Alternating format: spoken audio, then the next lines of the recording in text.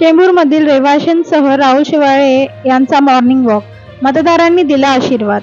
मुंबई दक्षिणमध्येच महायुतीचे उमेदवार श्री राहुल शेवाळे यांनी शनिवारी सकाळी मॉर्निंग वॉक करत चेंबूरमधील रहिवाशांसोबत संवाद साधला।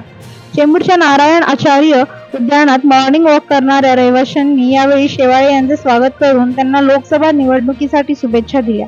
यावेळी माजी नगरसेविका आशाताई मराठे देखील उपस्थित होत्या।